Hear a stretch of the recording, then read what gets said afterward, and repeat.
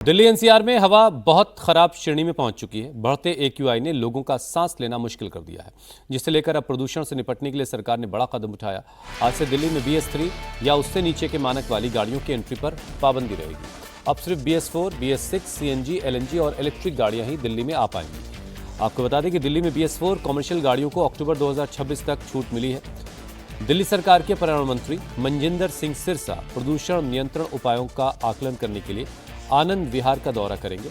रेखा सरकार का दावा है कि पोल्यूशन कम करने के लिए हर मुमकिन कोशिश की जा रही है। पिछले सालों की तुलना में इस साल प्रदूषण काफी कम भी है। हालांकि आम आदमी पार्टी इन दावों को खोखला बता रही है। तो दिल्ली में AQI जो है वो बहुत गंभीर श्रेणी में है और इसी वजह से BS4, BS6 और इलेक्ट्रिक गाड़ियां, CNG, LNG की गाड़ियां ही दिल्ली में चल पाएंगी। BS3 से नीचे की जो गाड़ियां हैं उनको दिल्ली में आने पर उनके रोक रहेगी और इसका मकसद दिल्ली में बढ़ते प्रदूषण पर लगाम लगाना है।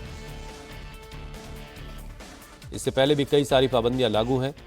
दिल्ली में कंस्ट्रक्शन के काम पर पाबंदी है। इसके अलावा और कई सारे कदम उठाए जा रहे हैं। पानी का छिड़काव किया जा रहा है। क्लाउड सीडिंग के जरिए बारिश करवाने की भी कोशिश की गई थी, लेकिन वो कोशिश कामयाब नहीं हुई।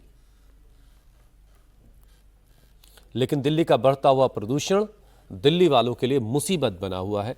ये आप सुबह की तस्वीरें देख रहे हैं, सब कुछ धुंध और स्मॉग की चादर में लिपटा हुआ है और इसी दम घोटू हवा में लोग सांस लेने के लिए मजबूर हैं और इसी वजह से बहुत सारे बीमारियां भी लोगों को हो रही हैं। अस्पतालों में सांस की तकलीफ से जुड़े हुए मामले बढ़ रहे हैं।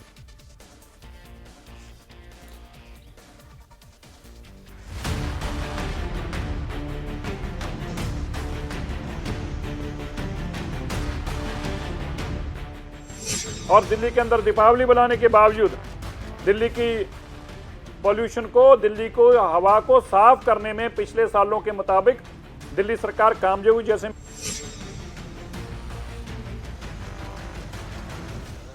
नवंबर महीने की शुरुआत हो चुकी है, लेकिन दिल्ली NCR की हवा साफ होने का नाम नहीं ले रही। खेतों में पराली जलने से लेकर गाड़ियों और फैक्ट्रियों के धुएं तक सब मिलकर दिल्ली को फिर से गैस चैम्बर बना रहे हैं।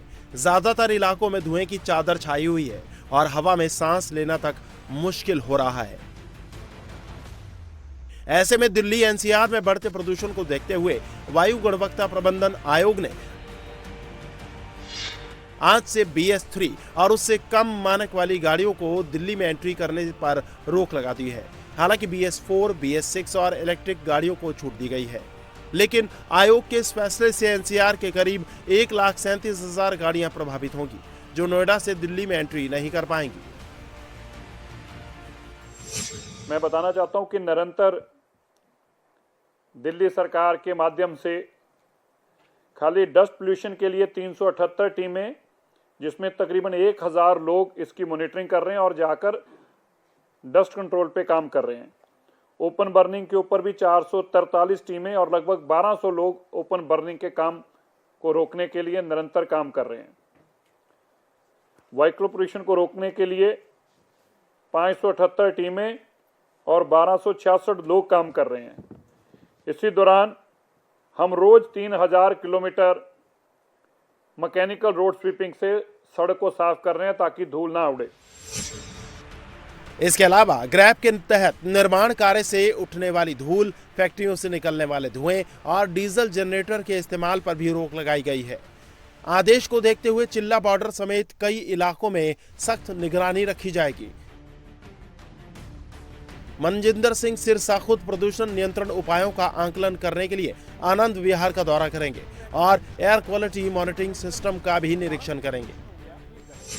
जो हमारे हॉटस्पॉट्स हैं वो हॉटस्पॉट्स इंडस्ट्रियल एरियाज के अंदर हैं, वो हॉटस्पॉट्स हमारे डंपिंग यार्ड के आसपास हैं या लेगेसी वेस्ट जहां पर है वहां के उसके आसपास हैं। ये भी एक कारण है कि अगर उस हॉटस्पॉट को जो उसका आंकड़ा है उसके आसपास बहुत मेहनत की जा रही है, कोई कूड़ा करकट ना जलाए, लेगेसी वेस्ट को संभालने के लिए भी किसी तरीके का PM 2.5 ना आए और रोड कंस्ट्रक्शन के ऊपर बड़े पैमाने पे काम चल रहे हैं।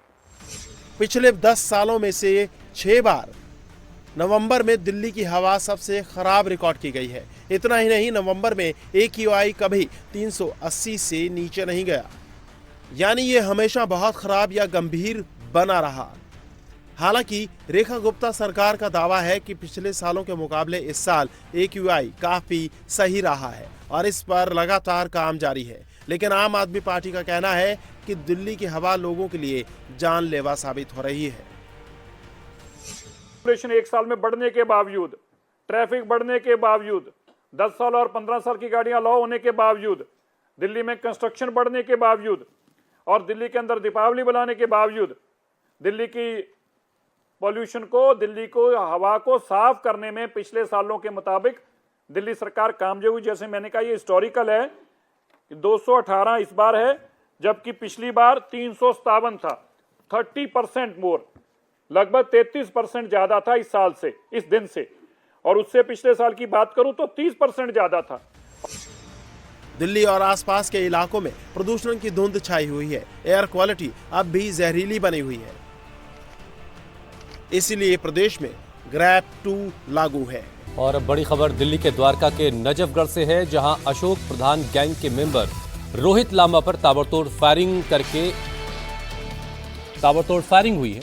इस मामले में ATS और नारकोटिक्स के ज्वाइंट ऑपरेशन में 2 शूटर को गिरफ्तार किया गया है। विदेश में बैठे गैंगस्टर हिमांशु भाऊ और नवीन बाली के इशारे पर ये गोलियां चलाई गई। फायरिंग के बाद शूटर उत्तराखंड के मसूरी में जा छिपे हैं। सोशल मीडिया के जरिए लगातार गैंगस्टर के संपर्क में थे दोनों शूटर। गिरफ्तार शूटर्स के नाम मनीष और हिमांशु हैं। 28 अक्टूबर की रात नजफगढ़ इलाके में बदमाशों ने ताबड़तोड़ कई राउंड फायर किए। CCTV फुटेज में 3 से 4 बदमाश भागते हुए दिखाई दिए और उनकी गाड़ी भी नजर आई, जिसके बाद पुलिस की कई टीमें बनाई गईं और आरोपियों को पकड़ने की शुरुआत हुई। द्वारका ATS की टीम आरोपियों की तलाश में दिल्ली से सटे कई इलाकों में छापेमारी कर रही थी, जिसके बाद 2 बदमाशों को पकड़ा गया। बिहार विधानसभा चुनाव को लेकर प्रचार अब जोर शोर से चल रहा है। उम्मीदवारों के समर्थन में रोड शो से लेकर जनसभाएं हो रही हैं। इसी सिलसिले में मुख्यमंत्री नीतीश कुमार दरभंगा के बेनीपुर और कुशेश्वर स्थान विधानसभा क्षेत्र में सभा होनी है, लेकिन बारिश और हेलीकॉप्टर उड़ान रद्द होने की वजह से सभा स्थगित कर दी गई। हालांकि इसके बाद मुख्यमंत्री सड़क के रास्ते से कुशेश्वर स्थान पहुंचे, रोड शो किया, जिस दौरान CM नीतीश का कार्यकर्ताओं ने जोरदार स्वागत किया। मुख्यमंत्री ने JDU उम्मीदवार अतिरेक कुमार और विनय कुमार चौधरी के समर्थन में रोड शो किया। नीतीश कुमार ने लोगों से JDU के पक्ष में वोट की अपील की।